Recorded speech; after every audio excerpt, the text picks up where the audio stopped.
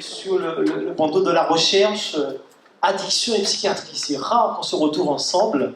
Alors je remercie Madame Gigaï et puis les organisateurs et surtout Bernard de cette invitation. Je vais avoir l'honneur de modérer. Alors, quand on dit modérateur, c'est un peu de frustration quand même, hein, de modérer le professeur Dervaux. Alors le professeur Dervaux, vous ne le connaissez peut-être pas. Moi je l'ai connu lors d'un début cocaïne qu'on a mis en place il y a 4 ans maintenant. On doit le reprendre. Hein.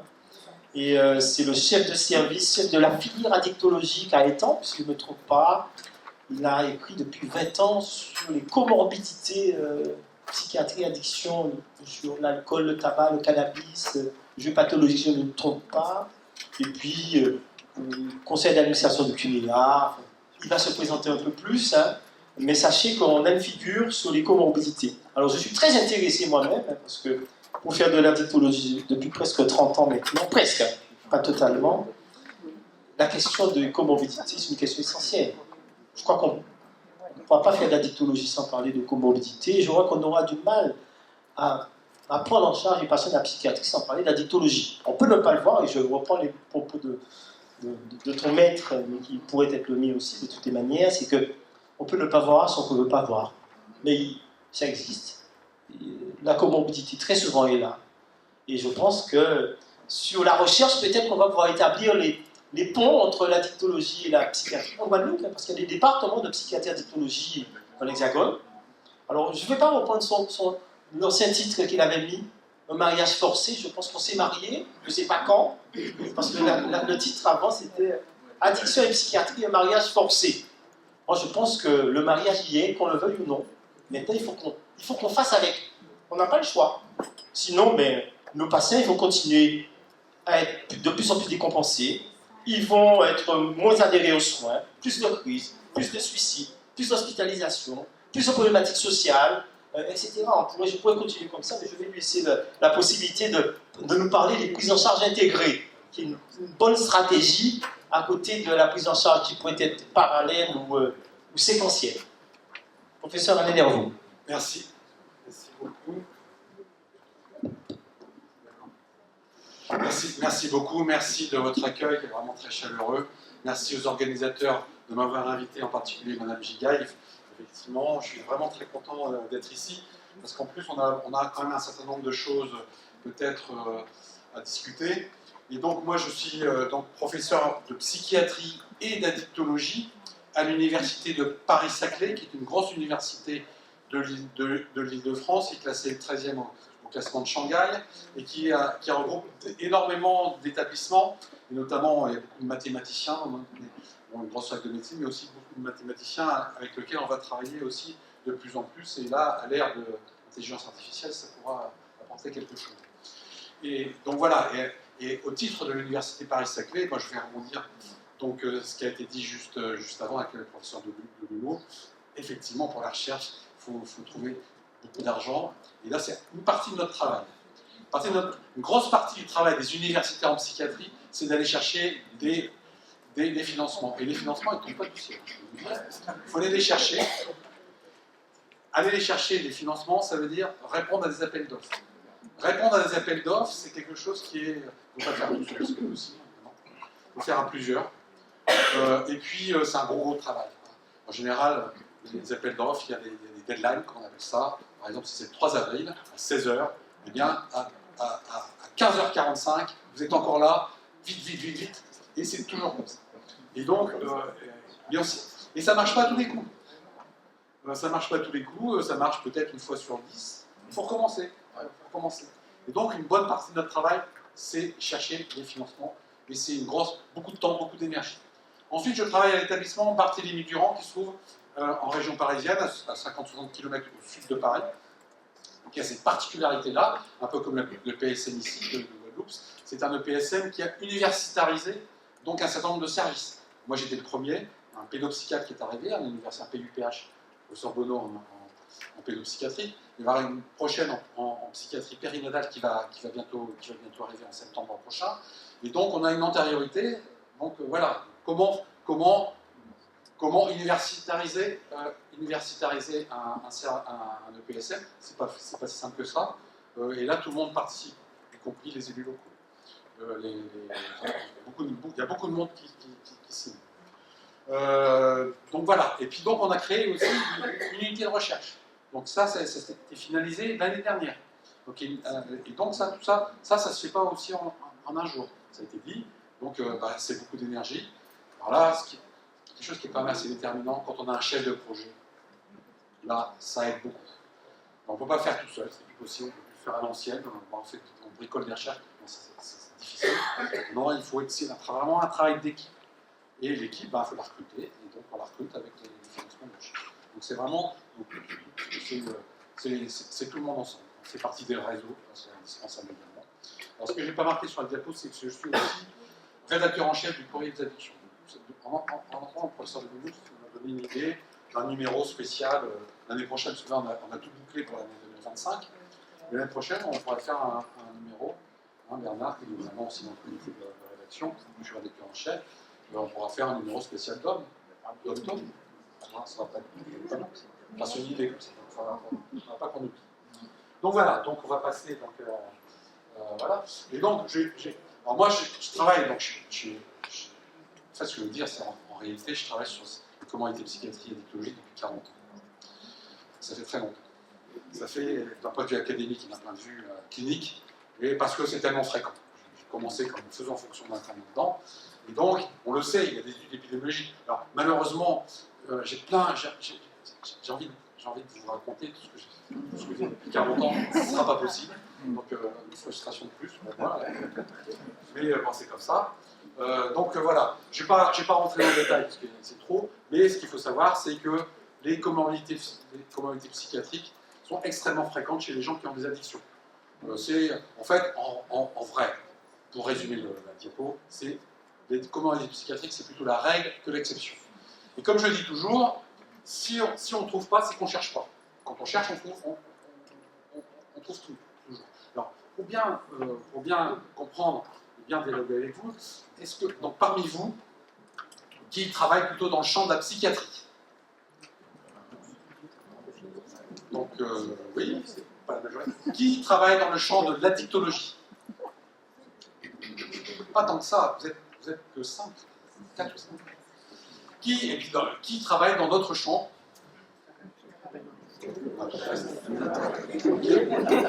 D'accord, donc vous travaillez majoritairement dans le champ de la psychiatrie. De toute façon, parce qu'on peut dire, bon, les addictions chez les patients psychiatriques, les troubles psychiatriques dans le champ des addictions. Je vais plutôt me focaliser sur les addictions dans le champ psychiatrique. Voilà, là. Bon, ça je vais peut-être passer aussi. Parmi les sujets qui sont dépendants aux opioïdes, eh bien, les addictions sont plutôt la règle que l'exception. Que ce soit les troubles dépressifs, les troubles anxieux, le TDAH, le PTSD, l'état de stress post-traumatique. Et puis aussi beaucoup les troubles de personnalité, j'aurai l'occasion d'en dire un mot, etc. Tout ça, c'est extrêmement fréquent. Voilà, les états de stress post-traumatique, c'est beaucoup de nos patients en addictologie. Et ça, les gens n'en parlent pas. Et c'est pas facile de les faire parler pour ça parce que ça peut rester enfoui pendant des années, des dizaines d'années. Donc ça va être important d'aller chercher tout ça. La suivante. Voilà. Là, on va arriver au cœur de notre problématique. La problématique, c'est donc il y a deux champs qui sont, ça c'est partout, il y a deux champs qui ont parfois du mal à dialoguer. Il y a le champ de la psychiatrie, il y a le champ de l'addictologie. C'est comme ça partout. Et dans les services de psychiatrie, il n'y a pas forcément des compétences addictologiques. Et ce qui fait que, quand c'est comme ça, dans le champ de la psychiatrie, on dit c'est pas pour nous, c'est plutôt pour les addictologues. Et en addictologie, il y a beaucoup de services, la majorité, partout, où il n'y a pas forcément des compétences psychiatriques. Parce que dans l'Exapa, il y a beaucoup de médecins généralistes, mais pas forcément des psychiatres. Et quand il y a des psychiatres, c'est peut-être 10% du temps. Ce qui fait qu'on décrit le syndrome de la patate chaude. Quand il y a un patient qui a les deux pathologies, psychiatriques et addictologiques, le grand danger, c'est la patate chaude, c'est les psychiatres disent c'est pas un malade pour nous, c'est un malade pour vous, addictologue. Les addictologues qui disent non, c'est pas un malade pour nous, c'est un malade pour vous. Résultat des courses, généralement les patients, ça se passe mal parce que les patients sont mal pris en charge. La suivante. Et pourquoi? Et c'est compliqué. Et pourquoi personne n'en veut? Parce que c'est des patients difficiles. Pourquoi c'est des patients difficiles? Parce qu'ils sont impulsifs. Ça, c'est une caractéristique des patients avec addiction. Ils ont des niveaux d'impulsivité plus importants. Qu'est-ce que c'est que l'impulsivité? La meilleure définition que j'ai trouvée, c'est de Pierre Dac. C'est un impulsif. Il agit, puis ensuite, il tire d'abord, il vise ensuite, et il réfléchit à la fin. Et ça, c'est une caractéristique de nos patients. Et du coup, qu'est-ce qui va arriver? Ils sont désorganisés. Ils ne sont pas observés en traitement, parce qu'ils préfèrent le cannabis, la cocaïne, plutôt que tout le traitement pharmacologique. Ils sont instables d'un point de vue professionnel, affectif, comportemental. Ils se retrouvent beaucoup dans les services d'urgence parce qu'ils font beaucoup de tentatives de suicide. Ils ont des problèmes médico-légaux.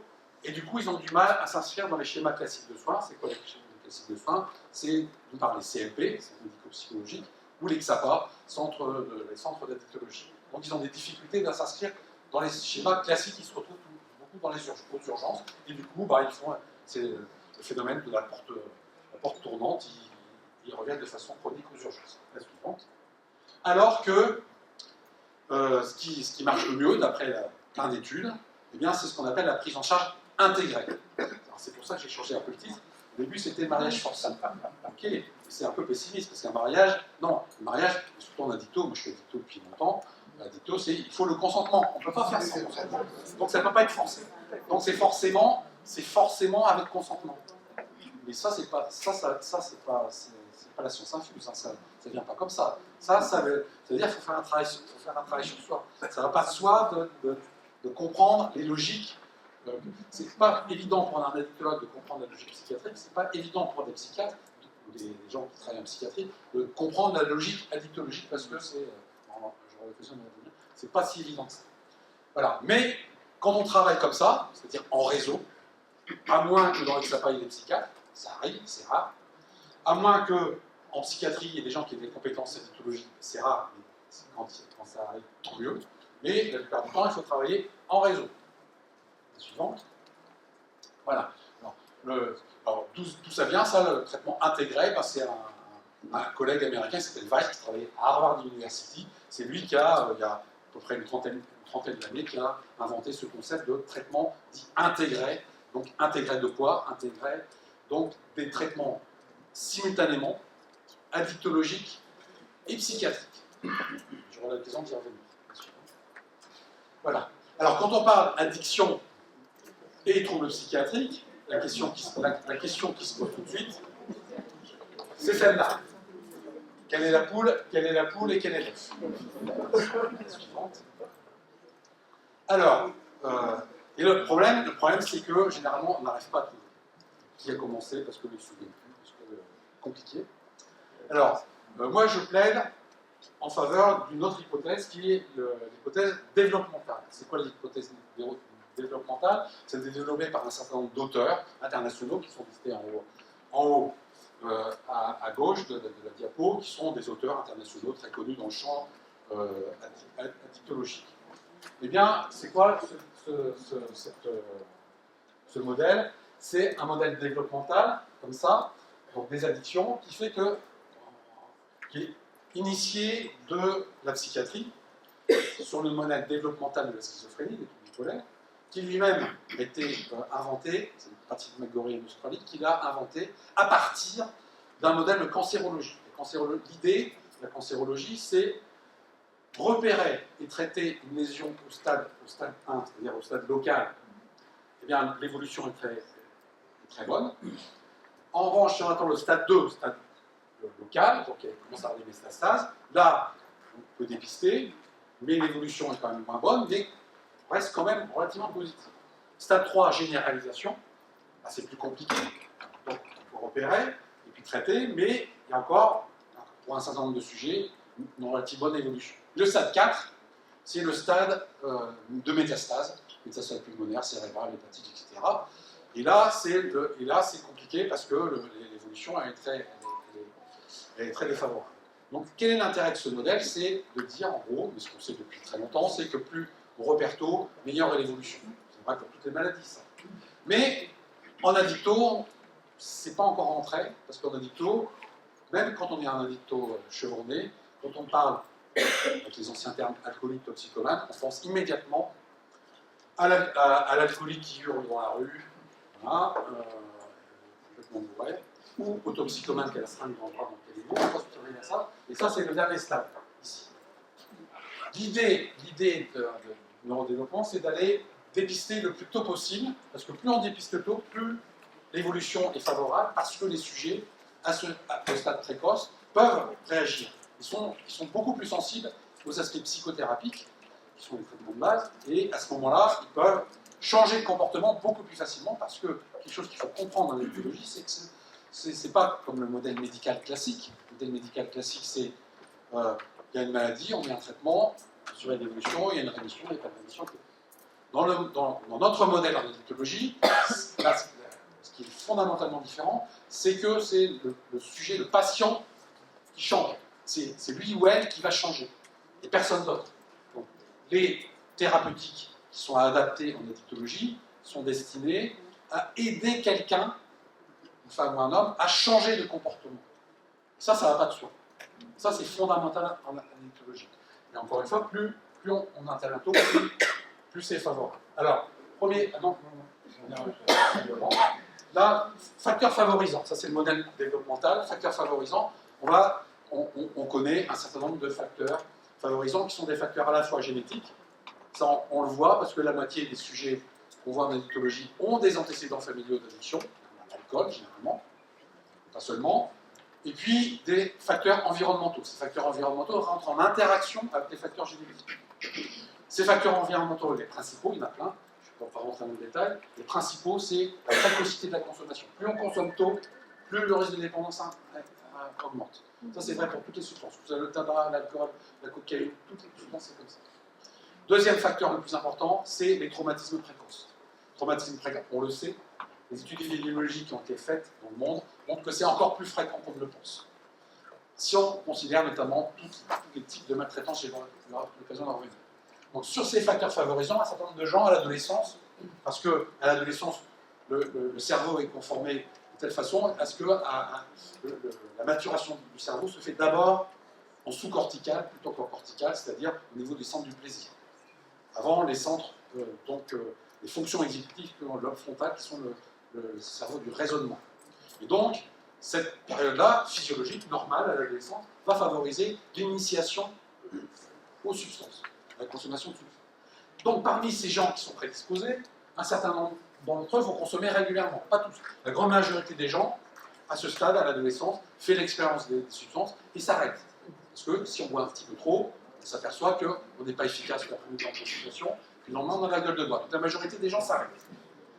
Mais il y a 10 à 15% des gens qui sont prédisposés à cause de facteurs génétiques et environnementaux, qui vont aboutir à une consommation régulière, qui va donc modifier le cerveau, du point de vue neurobiologique, et qui va mener à l'addiction. Voilà. Et à l'addiction, donc, il y a ces modifications vont faire qu'on va rencontrer ces gens-là. L'objectif pour nous, c'est de les voir le plus en amont possible. Alors, moi j'ai vraiment compris ça par une étude, une méta-analyse qui est parue il y a 2 ans, en 2023. Ça, c'est l'âge de début du diagnostic de tous les troubles psychiatriques. Et ce qu'on s'aperçoit, c'est que l'âge de début de tous les troubles psychiatriques, eh bien, c'est relativement tôt, c'est à l'adolescence. Globalement, ici c'est 0, 5, 10, 15, 20, 25 ans. Donc ce qui commence, l'âge moyen des troubles anxieux, c'est plutôt à début de l'adolescence. Même 5 ans, c'est parce qu'il y a les phobies scolaires et l'anxiété scolaire. Mais ce qu'on voit, c'est que l'âge moyen du diagnostic des troubles de l'usage, c'est-à-dire les addictions, notamment au cannabis et à l'alcool, c'est 19 ans et demi. Donc c'est relativement tôt. En fait, on pense que c'est beaucoup plus de corruption parce que nous, on voit les gens 10 ans après ou 20 ans après. Alors qu'ils sont déjà dans les pathologies depuis 10 ans ou 20 ans. Et donc ça, c'est important à comprendre. Et ça commence à peu près en même temps qu'un certain nombre de troubles psychiatriques, à savoir les troubles de l'humeur, les troubles bipolaires, état dépressif, mais aussi les troubles de la personnalité, en même temps, le diagnostic, et puis les troubles psychotiques. Donc en fait, le problème de la poule et l'œuf, c'est surtout valable pour 2 pathologies, l'anxiété plutôt primaire, et puis les troubles dépressifs qui vont être plutôt secondaires. Les autres troubles, ça va commencer, en réalité, tout commence en même temps et tout est intriqué. Et tout se passe à l'adolescence. C'est pour ça que ce modèle-là est particulièrement intéressant pour dire que les actions de prévention sont très importantes, parce que plus on va faire de la prévention à l'adolescence et même avant, eh bien, ça va diminuer, ça diminue la fréquence des addictions à l'âge adulte. Voilà, donc ça c'est ce que je viens de dire, donc c'est l'âge moyen, j'ai fait ce tableau à partir de la méta-analyse, c'est l'âge moyen du début, enfin du diagnostic, du début des troubles, de tous les troubles psychiatriques. Voilà, alors je résume ça autrement. Donc là, sur ce modèle-là, donc en fonction de l'âge ici, donc dans l'enfance ici, donc début de l'âge adulte, l'adolescence ici, et puis au cours de la vie. Ce qui va se passer. Donc un certain nombre de sujets vont être prédisposés aux addictions, et pas qu'aux addictions d'ailleurs. Je parle des addictions parce que c'est mon sujet, mais on peut dire ça aussi pour des tas de pathologies. Hein. Donc il y a beaucoup de psychotraumas. Psychotrauma plus invalidation. C'est quoi l'invalidation? C'est quand le psychotrauma n'est pas reconnu par l'entourage. Non, ce n'est pas possible, ton grand-père n'a pas pu faire ça. Donc tout ça, c'est une invalidation qui va aggraver. Ça, généralement, ça aggrave l'impact délétère des psychotraumas. Plus, donc, ceux dont les parents, grands-parents, oncles, tantes ont aussi déjà des problèmes d'addiction, plus des facteurs socioculturels de disponibilité des substances, plus il y a une disponibilité, notamment par les pairs et les RS, les copains, plus il y a de disponibilité, plus la consommation augmente. Et d'autre part, par le marketing. Vous n'imaginez pas à quel point les marketing des fabricants d'alcool, de tabac, de cannabis est important sur les réseaux sociaux, sur TikTok notamment, sur Instagram. Les influenceurs, sachez que les influenceurs sont payés par l'industrie, notamment du tabac et d'alcool, pour favoriser la consommation de tabac, d'alcool, mais aussi de e-cigarettes, les poufs, les puffs. Tous ces produits-là sont très... Il y a des opérations marketing très très importantes. La suivante. Donc, les traumas, il y en a de toutes les sortes, hein, mais il n'y a pas que... On pense tout de suite aux abus physiques, c'est-à-dire les enfants battus, mais aussi les abus sexuels, on pense tout de suite à ça, mais il n'y a pas que ça. Il y a aussi des violences psychologiques. Qu'est-ce que c'est que les violences psychologiques? C'est des enfants qui entendent toute leur enfance, des enfants qui entendent bah, « t'es nul, tu vaux rien, de toute façon tu finiras en prison comme ton père, de toute façon tu vaux rien ». Le pire que j'ai vu, moi c'était une patiente qui me disait « moi quand j'étais petite, mes parents me mettaient régulièrement à la poubelle ». Quand on est enfant et quand on subit des choses comme ça, pour les enfants, qu'est-ce qui se passe pour les enfants? Pour les enfants, c'est quelque chose de normal. Et donc, ils ne s'imaginent pas que c'est pas normal, ils s'imaginent que c'est normal. Et donc, je pense à tout ce qui est la précarité, hein, notamment les consommateurs de crack, par exemple, ici, qui sont en précarité, qui, à tous ces sujets, se vivent comme des déchets. Ah oui, mais on peut comprendre. Mais eux-mêmes n'en sont pas forcément conscients. Donc tout ça, c'est à nous d'aller chercher, aller explorer ça avec les patients. Il y a aussi tout ce qui est négligence émotionnelle. Bah, il y a, comme on dit, beaucoup de parents, beaucoup d'enfants qui n'ont pas un monitoring parental. Dans le temps, Unicode disait une mère suffisamment bonne, on dit un monitoring parental pas suffisamment bon. Qui peut expliquer, on retrouve beaucoup aussi chez les sujets qui vont développer des addictions. La suivante. Alors pour les troubles anxieux, ça favorise beaucoup, mais ça c'est les troubles anxieux qui commencent généralement vers l'âge de 14-15 ans, en moyenne, et bien tous ces sujets-là qui vont rencontrer les substances à l'adolescence. Le cannabis, l'alcool, et toutes les autres substances, et bien des sujets, des sujets qui sont par exemple qui ont des états de stress post-traumatiques. Les états de stress post-traumatiques vont se manifester notamment par des reviviscences chaque fois qu'il y a un événement qui est dans l'environnement rappelle le traumatisme, ils revivent l'événement. Et ça arrive aussi beaucoup à l'endormissement. Donc les jeunes comme ça revivent les événements traumatiques antérieurs, c'est terrifiant. Et un certain nombre d'entre eux s'aperçoivent que quand ils prennent un petit peu d'alcool ou de cannabis, eh bien ça les fait dormir. Ça ne supprime pas les états de stress post-traumatique, mais au moins je dors. C'est pour ça qu'il y en a plein qui vous disent « je ne peux pas dormir sans mon cannabis », eh bien, il faut aller rechercher des trucs comme ça parce que c'est signifiant. Parce qu'il y a souvent des choses. Ça peut être ça, ça peut être par exemple l'anxiété chronique généralisée. L'anxiété chronique généralisée, c'est de se faire du souci. Je vais pas avoir mes examens, je vais me faire engueuler par mes profs, par mes parents, etc. Je vais pas y arriver. Ça, c'est typiquement l'anxiété chronique généralisée qui va se manifester par des ruminations. Ça survient également surtout le soir, avant de s'endormir. Rumine. Ça commence à l'adolescence, et à l'adolescence, ah bah oui, bah, au moins quand je prends du cannabis ou de l'alcool, bah, au moins ça me fait dormir. Et c'est comme ça que s'installe, peut s'installer chez un certain nombre de jeunes, la consommation qui devient régulière. Pareil pour les phobiques sociaux. Phobiques sociaux, ils s'aperçoivent à l'adolescence, ah, moi qui suis timide, quand je suis invité à des fêtes, quand je suis timide, au moins là, on fait attention à moi. Et c'est comme ça qu'ils commencent à consommer des substances. Et nous, on les voit bien après. Mais seulement, ce qui se passe, c'est que l'organisme s'adapte. Je n'ai pas le temps de rentrer dans les détails. L'organisme s'adapte, le cerveau s'adapte, et qu'il y a des mécanismes neurobiologiques qui se mettent en place, et qu'à la fin, les sujets se retrouvent en manque, et ils confondent l'anxiété primaire et l'anxiété secondaire, c'est-à-dire ils confondent le manque et l'anxiété qui a mené à l'addiction.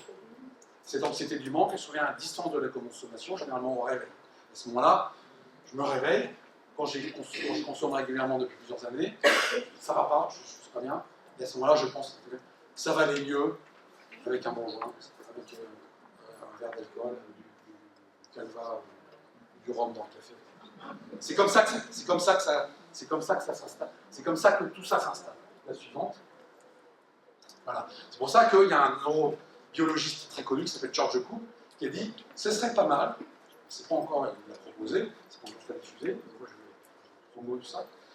Il a dit ce serait pas mal de distinguer les symptômes anxieux primaires, donc c'était chronique généralisée, l'anxiété traumatique, le TOC, les phobies sociales, de l'anxiété secondaire liée au sevrage, aux symptômes de manque, qu'il appelle lui hyperkétosia, du grec émotion négative liée strictement au sevrage. Donc c'est une idée, donc il la développe pas. La suivante, oui, bon ça c'est ce que je viens de dire, je ne vais pas la répéter. La suivante, voilà. Donc, progressivement, s'installent en même temps des troubles psychiatriques, des troubles anxieux, par exemple, et en même temps, des addictions. Donc la question de la poule et l'œuf, c'est toujours très compliqué, surtout que nous on les voit, donc ça commence ici, donc la suivante. Voilà, nous on les voit 10 ans après, on les voit à 30 ans, 30-35 ans. Et nous quand on les voit là, eh bien, tout est installé, à la fois les addictions, les troubles psychiatriques, et c'est à nous d'aller chercher ce qu'il y a derrière. Parce qu'ils ne vont pas dire, les sujets, ils ne vont pas dire, ah ben moi je prends de l'alcool, du cannabis ou autre chose, parce que j'ai une anxiété sociale, Parce qu'ils ne savent même pas eux-mêmes, parce qu'ils se sont construits comme ça. Vous imaginez, ils se sont construits comme ça, donc pour eux, ça fait partie de leur personnalité, ça fait partie de leur mode de vie. Et donc ça va être compliqué à arrêter. Et ce qui veut dire aussi que quand on les prend en charge, nous, ici à l'âge de 30 ans, ou plus tôt, en moyenne c'est plutôt 28 ans, 30 ans, mais même des fois après, quand on les voit là, eh bien, ce qu'on voit, c'est simplement la partie émergée de l'iceberg, mais c'est à nous d'aller chercher ce qui se passe derrière, et c'est pas simple. Il n'y a pas de raison que j'indiquerai la suivante.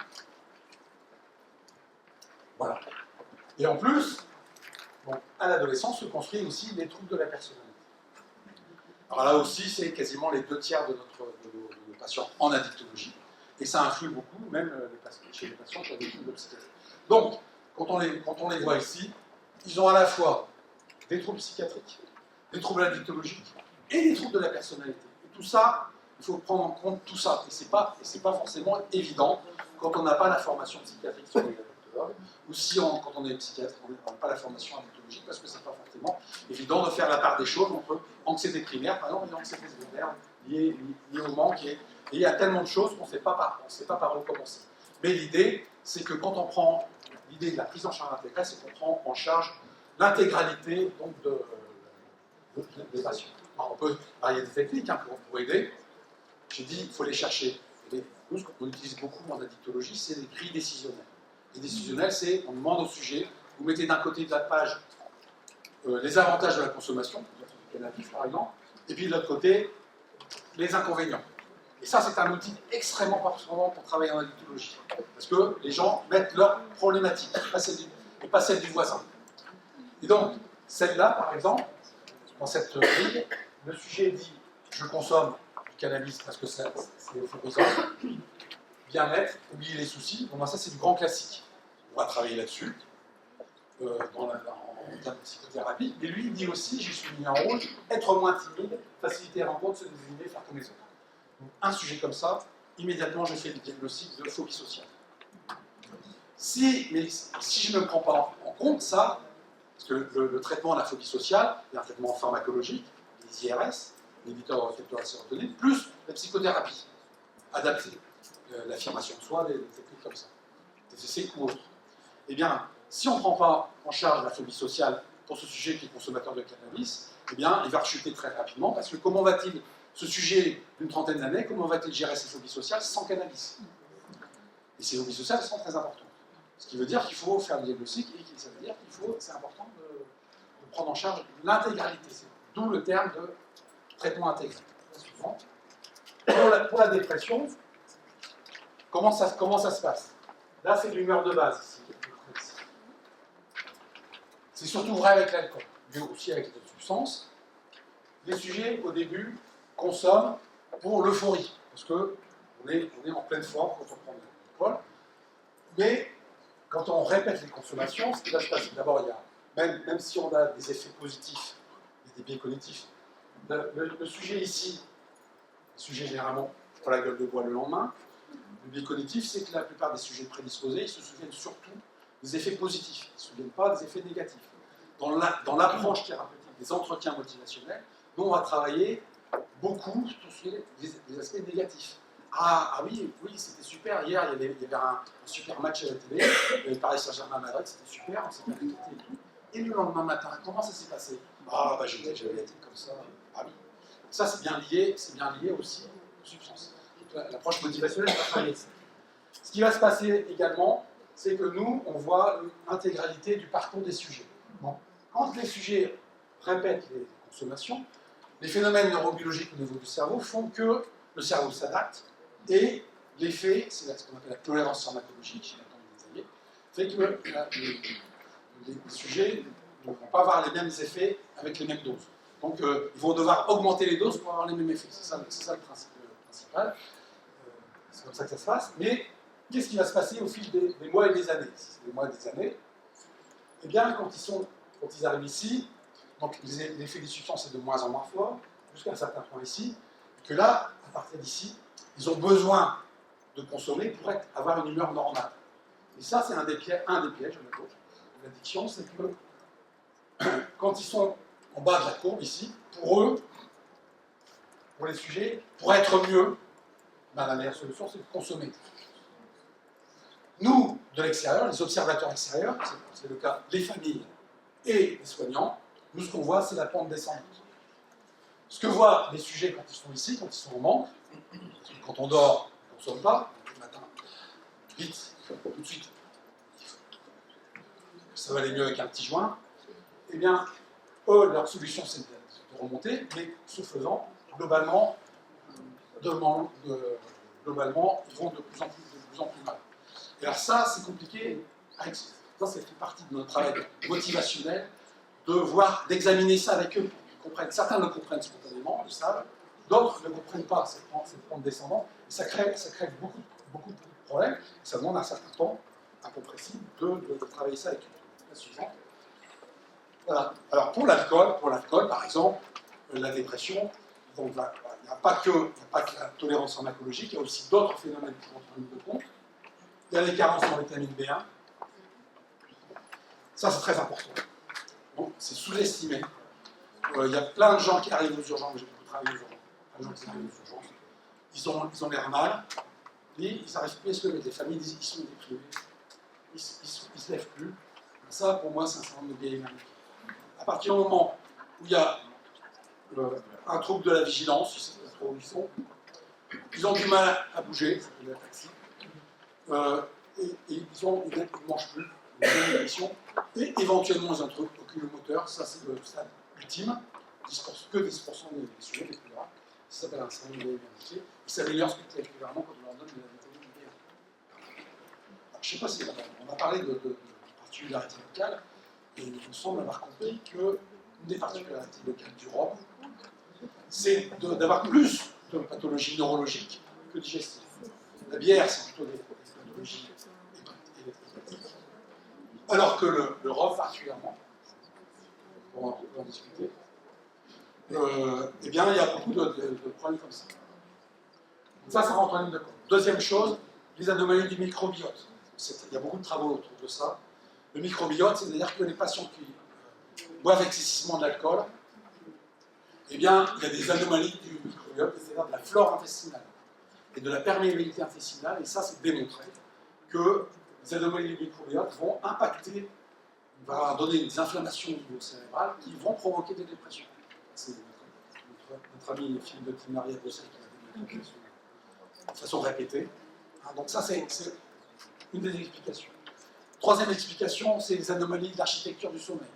Clairement, toutes les substances, le tabac, l'alcool, ont un effet délétère sur l'architecture du sommeil. C'est-à-dire que ça va, pour aller vite, pas rentrer dans le détail, pour aller vite, ça diminue la phase de restauration de repos cérébral, notamment émotionnel, de consolidation de la mémoire, ça se fait au niveau du sommeil paradoxal.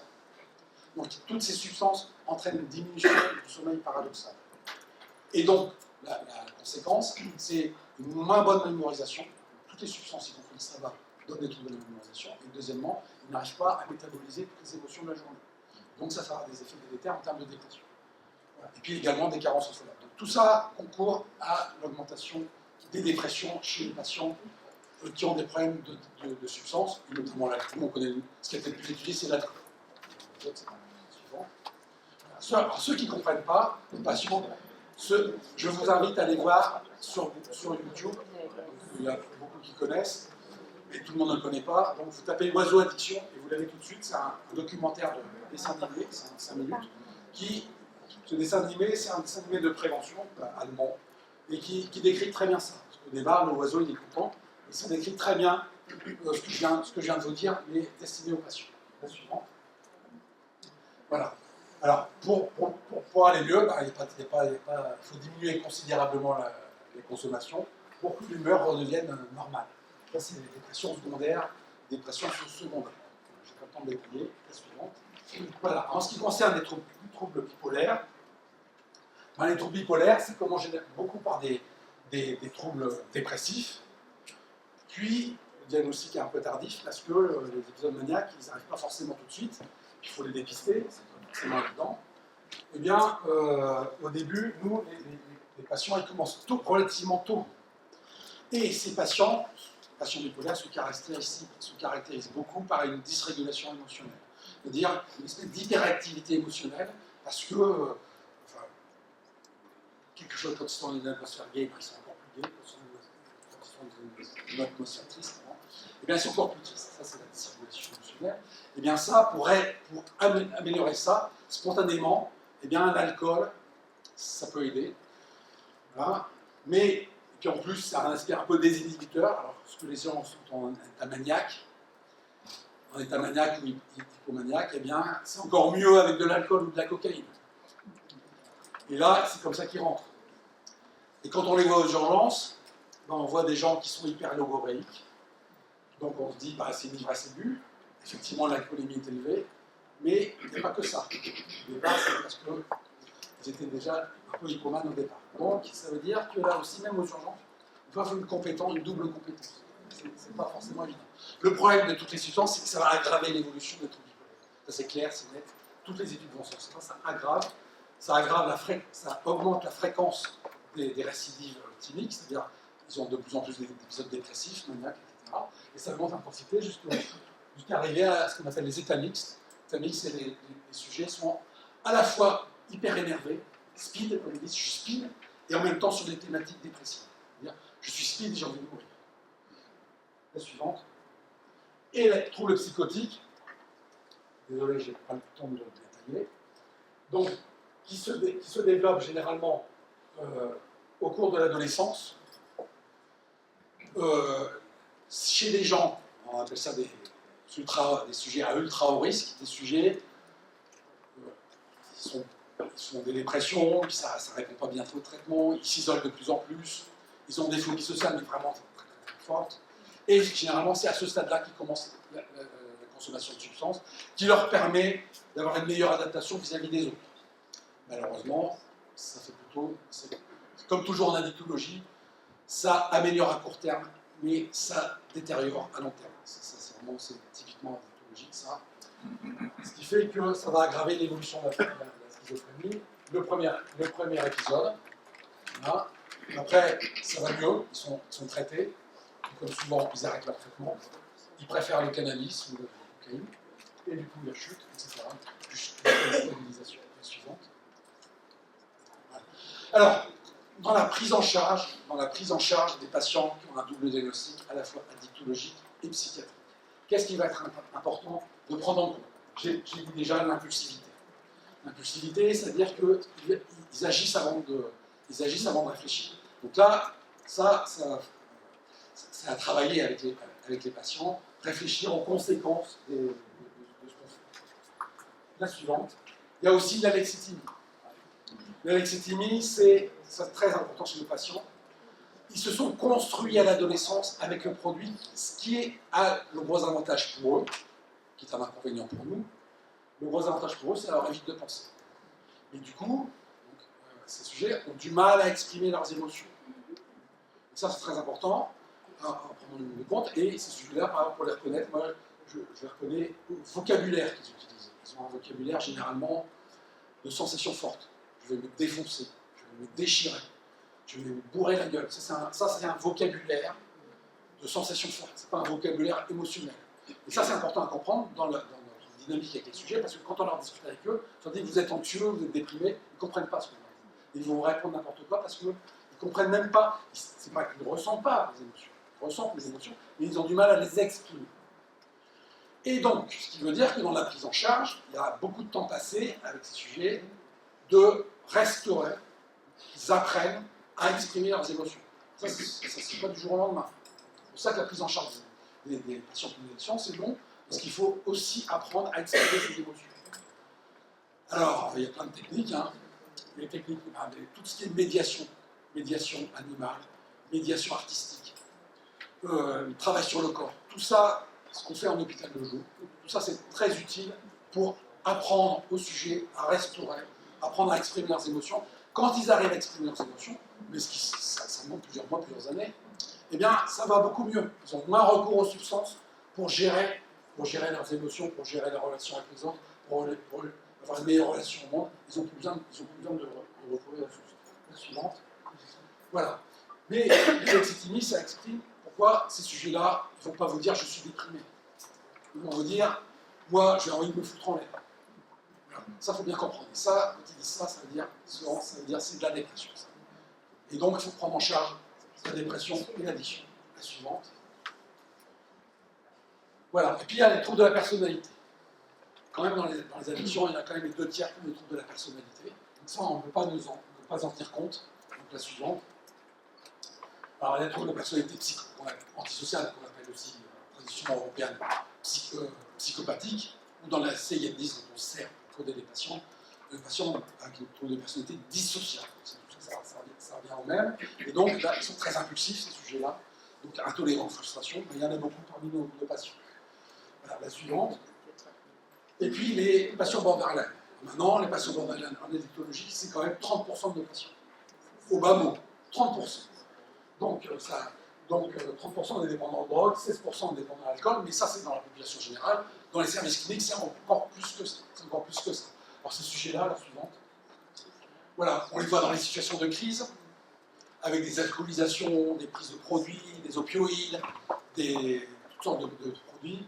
Ils se retrouvent aux urgences, des conduites suicidaires, de l'intoxication, des scarifications. Voilà. Et ces sujets-là, eh bien, quand on les dépiste, eh bien, ils ont aussi des états de stress post-traumatique, énormément, des dépressions, énormément, des troubles anxieux, énormément. Et donc tout ça, ça signifie les prendre en charge de façon pluridisciplinaire, parce que tout seul, on n'y arrive pas, tellement ils sont compliqués. Voilà, et que donc, il faut Leur évolution à tous ces patients qui ont trouvé la personnalité, elle est bonne. Elle est bonne à condition de s'en occuper. Ça paraît idiot. Avant, moi j'ai connu l'époque, c'est des petites boîtes, on ne savait même pas les reconnaître. Maintenant, on dit, chez les patients, on ne disait pas borderline à l'époque. On disait, à l'état limite, on disait surtout que c'est des patients caractériels. C'est des patients caractériels, ils ne sont pas disciplinés, ils foutent le bordel, ils consomment dans les services. Il faut les mettre dehors. De toute façon, on ne peut pas s'en occuper, de toute façon, on ne peut pas changer leur structure, de toute façon, il faut les mettre dehors. Parce qu'on peut rien faire pour vous, et on disait, revenez quand vous serez motivés. Oui, sauf que maintenant, c'est plus possible de faire ça. Absolument plus possible. Et donc, on est obligé de on s'en occupe, mais quand on s'en occupe, eh ben, ils vont mieux. Mais pas demain. Il faut des mois et des années. Donc, il y a des techniques maintenant, des techniques de thérapie cognitivo-comportementale, avec DBT, Dialectical Therapy, donc, qui sont des thérapies spécifiques pour les borderline, et ça marche. Ça marche, ça ne va pas changer leur personnalité. Ça va faire en sorte qu'ils soient mieux adaptés dans leur relation au monde et aux autres. Et ils pourront plus facilement exprimer ce qui ne va pas, plutôt que de faire des tentatives de suicide et se retrouver tous les 4 matins aux urgences. C'est ça l'idée. Voilà. Donc, quand on fait des études longitudinales, on s'aperçoit que la majorité est améliorée, à condition de s'en occuper. La suivante. Voilà, ça je vais le dire. La suivante. Deuxième chose, est-ce que j'ai le droit à un petit peu de temps? Donc, ce qu'il faut, très important à s'occuper aussi, c'est les troubles cognitifs. Mais j'ai bientôt fini. Hein. Je vais aller à l'essentiel. J'ai envie de dire plein de trucs. Très important pour les patients individuels aussi, les troubles cognitifs. Les patients psychiatriques, par définition, ont des troubles cognitifs, surtout les psychotiques. Donc, des troubles de la mémoire de travail, des troubles de l'attention. D'ailleurs, c'est compliqué. Mais toutes les addictions, y compris le tabac, comme on le sait, on a la preuve, donnent des troubles cognitifs. Certains traitements, plus que d'autres, notamment certains tricycliques, enfin, traitements antipsychotiques, donnent aussi des troubles cognitifs. L'alcool donne beaucoup de troubles cognitifs, le tabac donne des troubles cognitifs, le cannabis donne des troubles cognitifs. Donc il y a des sujets, des patients. Nos patients ont 3, 4, 5, 6 bonnes raisons d'avoir un trouble cognitif, ce qui fait que, qu'est-ce qui se passe? Ils oublient leur traitement, ils oublient les rendez-vous. La suivante. Ils ont des difficultés de planification, ils ont du mal à organiser leur vie. Voilà. Et alors ça, ce qui veut dire que concrètement, pour les équipes, ça veut dire quoi? Ça veut dire que, eh bien, il faut les aider à ça. Voilà. Je reviendrai juste à une diapo après. Voilà, le syndrome de carence en vitamine B1, c'est sous-estimé même en psychiatrie. Il y en a plein qu'on voit pas. Donc la vitamine B1, quand on en donne systématiquement, ça améliore énormément les patients. La suivante. Malheureusement, pour le bien, il faudrait des neuropsychologues dans tous les services, mais malheureusement, il n'y a qu'un service sur 10 qui en dispose, parce que tout ça, il faut l'évaluer. Et quand on n'a pas tous ces moyens-là, on utilise comme tout le monde le MoCA. Mais le MoCA, ça ne dépiste que les patients les plus graves. Le MoCA, c'est un test qui a été fait au départ, le Montréal Cognitive Assessment Test, ça a été fait au départ pour dépister les malades d'Alzheimer. Donc on ne dépiste que les malades les plus graves. Ça ne veut pas dire que ceux qui sont moins graves n'auront pas tout. La suivante, il y a un test spécifique pour l'alcool qui s'appelle le BR1, qui est gratuit, les tests sont gratuits et disponible tout de suite sur Internet. La suivante. Voilà. Alors, qu'est-ce que ça veut dire prendre en compte ça? Ça veut dire aider les patients à organiser leur discours. On focalise leur attention sur les éléments les plus pertinents avec un langage simple, concis, sans ambiguïté. On fait des résumés de préoccupations des patients. On récapitule les entretiens motivationnels. Voilà. On fait beaucoup aussi donc des messages écrits. Messages écrits parce qu'ils oublient. Il faut répéter sans arrêt. Pas une seule fois, mais répéter 50 fois. Quand vous les voyez, vos patients, vous vous rappelez de ce qu'on a dit la fois dernière? Pour la plupart d'entre nous, on se souvient très bien. Parce que vous vous souvenez très bien de ce que dit ce patient la semaine dernière. Ça fait clair. Mais pour eux, non. C'est important. Vous vous rappelez de ce qu'on a dit? Et indicer. vous rappelez ce qu'on a dit? On a parlé des relations que vous aviez avec votre frère qui vous avait proposé du cannabis et vous avez eu du mal à dire non. Vous vous rappelez de ça? Ah non. Essayez de faire un effort. Voilà, tout ça c'est très très important. Leur parler lentement, faire des pauses.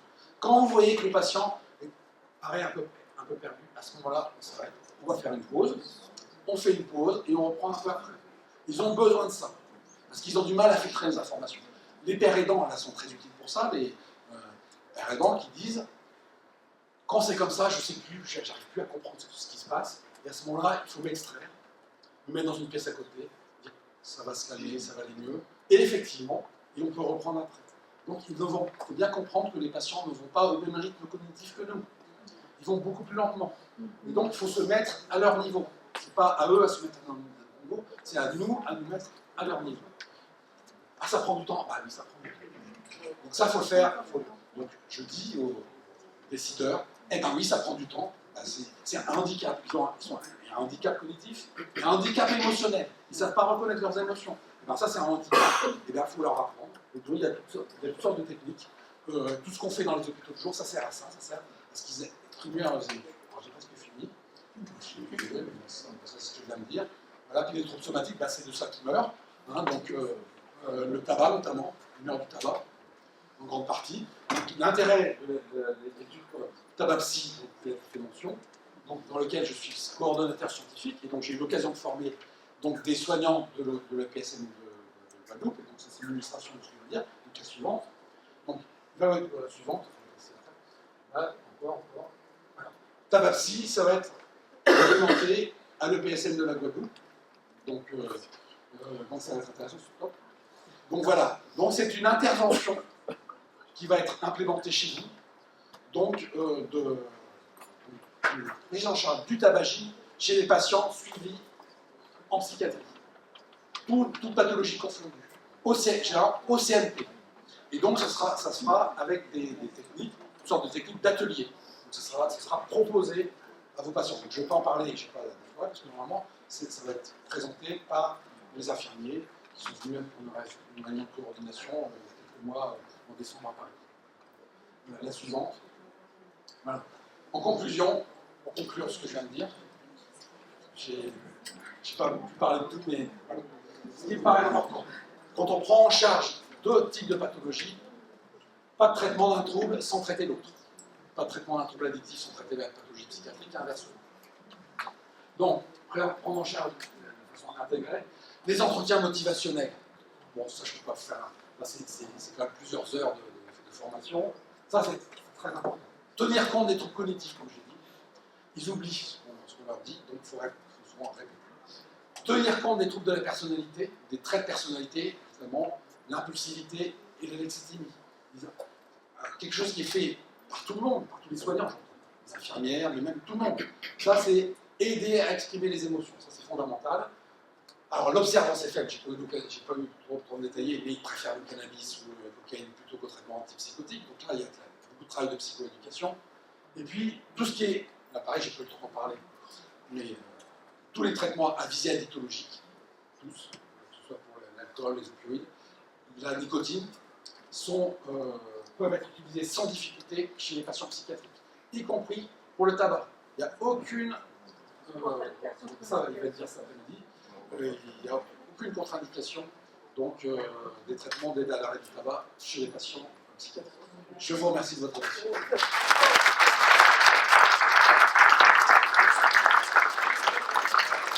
Merci Henri Herveau pour cette présentation sur la prise en charge intégrée. Alors, peut-être qu'on peut prendre 2-3 questions. On a quelques minutes de retard, mais je pense qu'on... Il faut un micro baladeur.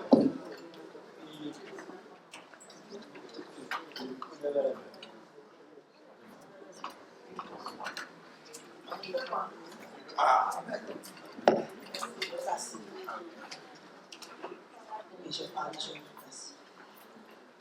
Bonjour, Madame Vacher, deuxième adjointe en charge des affaires sociales, de l'inclusion sociale et de la jeunesse. Je remercie déjà Madame Giga et tous ses collaborateurs d'avoir organisé ce séminaire et que ce séminaire est très, très, très important. Je crois que si chaque commune, chaque ville peut organiser ce séminaire, ce serait très intéressant parce que nous sommes tous confrontés à des situations très, très, très critiques sur notre territoire. Et lorsque le docteur a parlé de prise en charge depuis l'adolescent, je crois que c'est très important. Malheureusement, nous sommes confrontés à cela. L'État a un grand travail aussi à faire, mais malheureusement, ils n'ont pas encore compris. J'espère qu'un jour, on va le comprendre. Pourquoi je le dis? Parce que chez nous, à la ville de Sainte-Anne, nous avons mis en place 2 dispositifs. Un dispositif, le CLSPD, le contrat local de prévention sociale, c'est pour pouvoir travailler avec les policiers, avec les gendarmes, avec les écoles, aux abords des écoles, parce que nous rencontrons énormément de difficultés des personnes qui n'ont pas été prises en charge depuis leur adolescence et qui, à 30 ans, sont dans l'addiction, créent énormément de nuisances, même au niveau des commerces. Très souvent, nous avons créé un groupe et on reçoit des messages, je ne peux pas travailler, qu'est-ce qu'on doit faire? Les policiers viennent, une fois qu'ils sont partis, les jeunes retournent dans la même situation, vraiment c'est un calvaire. Nous avons aussi créé au niveau de notre ville de Sainte-Anne le CDDF, le contrat de devoir et de la famille. Nous travaillons en synergie avec l'éducation nationale parce que nous avons constaté qu'il y a énormément d'enfants autistes qui sont pris en charge par rapport à l'exclusion lundi d'être dans les écoles et les enseignants ne sont pas formés, ce qui veut dire qu'il n'y a pas un diagnostic qui a été mis en place dès le départ. Et ces enfants-là, on les met à la porte et 2 choses qui les attendent, c'est soit la drogue, soit la mort. Je dis que travailler en synergie avec tous les professionnels, toutes les institutions, je crois que le mal, même si on ne peut pas l'effacer tout de suite, mais il y aura un grand soulagement sur notre territoire. Parce que nous avons des professionnels, nous avons des gens compétents, mais chacun reste de leur côté, on ne travaille pas en synergie. Et c'est très important de travailler en synergie pour pouvoir prendre le mal dès le début, c'est-à-dire dès l'adolescence, même avant l'adolescence, c'est-à-dire tout petit, parce qu'on a reçu l'autre jour avec l'éducation nationale des enfants qui ne veulent plus aller à l'école. Et lorsqu'on a analysé avec le procureur et les parents ne savaient même pas que les enfants étaient autistes, parce que l'école ne l'a pas constaté. Et il y a un manque de pédopsychiatre en Guadeloupe. Et moi, je dis de tout cœur, lorsque Mme Gigaï est venue présenter ce sujet, moi, j'ai dit qu'il y a un problème. Et c'est important de prendre ce problème à la source. Et c'est que même si nous travaillons sur notre territoire de Sainte-Anne, il fallait aussi que les autres communes prennent en charge aussi, parce que lorsqu'on déplace le mal-là, le mal va de l'autre côté. Alors merci et félicitations. Et nous n'avons pas tardé pour signer la convention parce que, avec Mme Gigaï, pourquoi?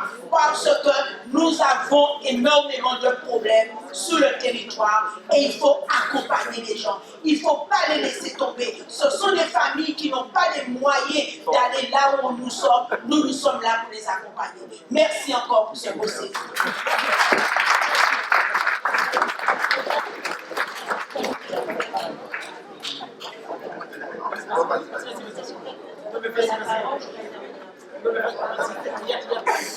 Il n'y a pas que 2 questions. Oui, Madame Léon Suivant, cadre central le PSM, mais depuis 2018, cadre sur le lycée Sapa Basse-Terre et depuis janvier, Sainte-Rose. Voilà. Vraiment, merci. J'ai écouté votre intervention avec beaucoup d'attention. Vraiment. Dommage que pas plus de professeurs de mon équipe soient présents aujourd'hui, c'est un grand regret pour moi. Mais bon, je ferai le retour. Hein. Voilà. Vraiment, vous prêchez vraiment une convaincue.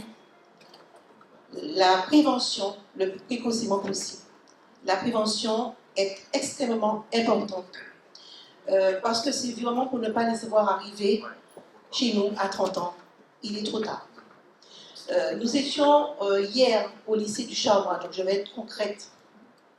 Au lycée du Charmois pour un forum et on nous a demandé d'intervenir sur cannabis, alcool et écran. La commande était très claire.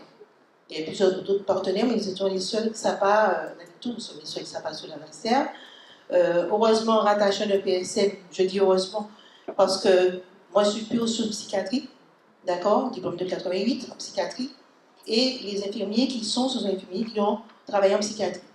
Malheureusement, on n'a pas un temps de psychiatre assez important, je profite de Mme J. le sait, donc je ne vais pas rajouter là, voilà, c'est très important, mais j'ai discuté tout à l'heure, je sais ce qui n'était pas là-dessus. Donc ça c'est extrêmement important. Alors j'ai vu les jeunes, donc je vais assez sur le terrain, je suis très terrain moi. Donc j'accompagne les professionnels sur le terrain assez souvent, et donc j'y étais. C'est très alarmant, mais vraiment très alarmant, et je parle avec beaucoup d'émotion parce que je suis moi une mère de famille. Nos jeunes boivent énormément et beaucoup. Les jeunes boivent tous les week-ends et certaines disent boire en semaine. Les parents, c'est un cri d'alerte que je vous lance. Nous intervenons en milieu festif avec la MDA. La dernière intervention, c'était lors des Mister et Mister lycée. Un jeune a été ramené par le SAMU. D'accord? La boisson est vendue aux jeunes de moins de 18 ans. Nous sommes témoins et malheureusement, on a l'impression de ne pouvoir rien faire, mais moi j'ai décidé qu'il faut qu'on fasse quelque chose. On a parlé avec la direction, Mme Moïse est présente, et on va essayer d'intervenir auprès des organisateurs. Je relaye une question très naïve d'un jeune qui m'a dit hier, mais madame, si vous dites que c'est si dangereux, pourquoi l'État permet la vente? Pourquoi alors j'ai dit non, il faut que je le dise là, parce que j'étais un peu bête et je réponds, mais c'est tellement financier, c'est tellement important, ça nous dépasse. Donc pourquoi ne pas interdire ces ventes? Pourquoi tant de publicité? D'ailleurs, à 2 habitants, il y a quelque temps, une dame était accrochée ça, mais tout le temps je vois des panneaux, qu'est-ce qu'on fait? Qu'est-ce que vous faites, SAPA, contre ces panneaux? Mais qu'est-ce que SAPA peut faire contre les panneaux publicitaires? Non, on ne peut pas, mais comment leur dire que ce n'est pas possible? Voilà. Donc ça, ce jeune me l'a dit, donc je vous le voyez, qu'est-ce qu'on peut faire auprès de l'État pour éviter que la boisson soit aussi mise à la portée de tout le monde avec des couleurs, avec tout ce qu'on veut pour attirer les jeunes? Donc il y a ça. J'alerte les parents, je me permets. Certains parents étaient présents lors de cette soirée, il y a ce jeune qui est parti. Donc évidemment, les enfants de ces parents-là ne vont pas boire. Ceux qui ont 18 ans vont aller acheter pour les moins de 18 ans. Donc ils vont boire entre eux. Mais certains de moins de 18 ans sont allés acheter, on leur a vendu, parce qu'on ne vérifie pas l'âge de l'enfant. Puisqu'on sait que c'est interdit. Donc c'est sûr que c'est une histoire d'argent, hein, c'est un gros marché. Faites attention. Vos enfants ont 12-13 ans, ils commencent à boire dès 12 ans. D'accord? Ce n'est pas plus jeune des fois, mais là, on a vu dès 12 ans. Je vais éviter, mais ça, c'est important. Je profite de ce micro pour le faire, parce qu'on doit alerter là-dessus. Vous envoyez vos enfants en soirée. Vos enfants en soirée, ce ne sont pas vos enfants à la maison. Je préfère vous le dire, parce que c'est criant. C'est vraiment criant. Les tenues, j'en parle pas. Hein. Je suis peut-être une vieille, alors je ne parle pas des tenues, mais moi, je suis extrêmement choquée par certaines tenues. Et même à l'école, hein. À Duchambon, il y avait des tenues, je n'ai pas compris. J'ai vraiment pas compris. Je me suis dit, je dois être de notre monde. Je n'insiste pas. Alors, vos enfants vont dans cette soirée, vous leur autorisez. Ils ont 12-13 ans. Les enfants, en soirée, quand ils n'ont pas leurs parents, ils boivent. Quel que soit le gamin gentil à la maison, bien éduqué, ils boivent. Et ils boivent beaucoup. Donc, faites attention. Soyez vigilants. Et voilà, je ne sais pas quoi vous dire, mais sachez que dans ces soirées Mister lycée, élection de je ne sais pas quoi, de lycée, les enfants boivent. C'est tout ce que je peux vous dire.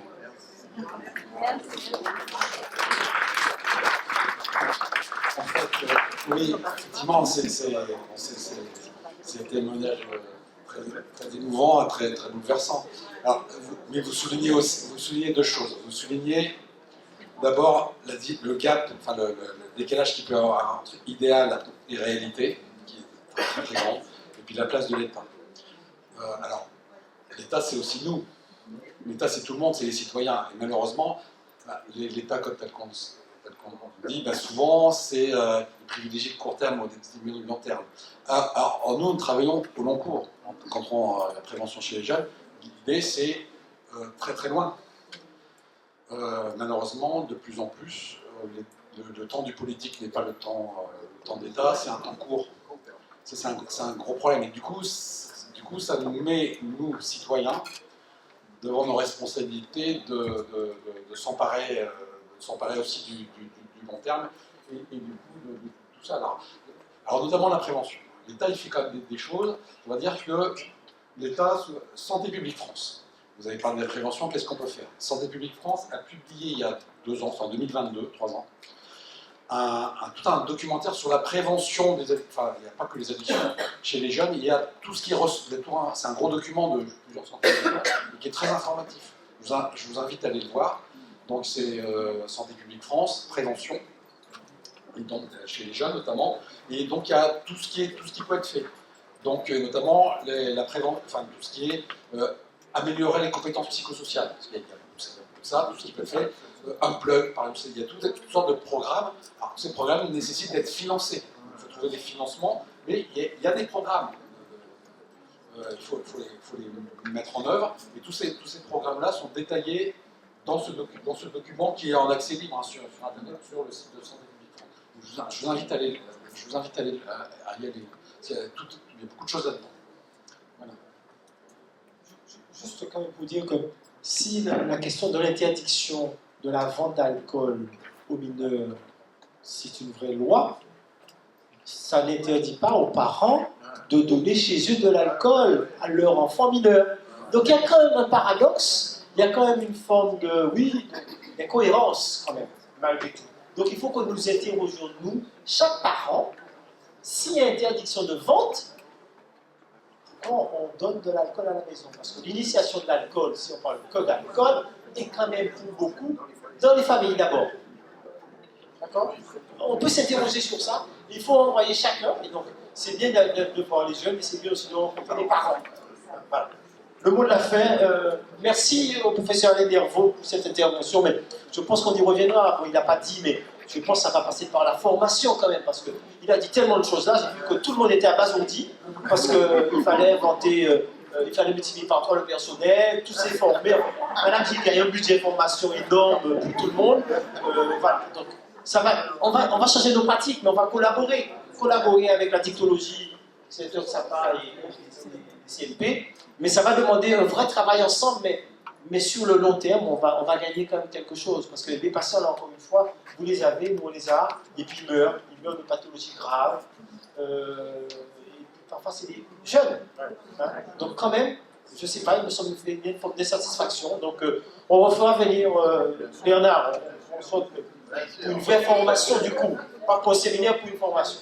Le professeur Dervaux, bien sûr, avec Bernard. Complètement. Très bien, alors nous allons prendre 5 minutes de pause pour nous...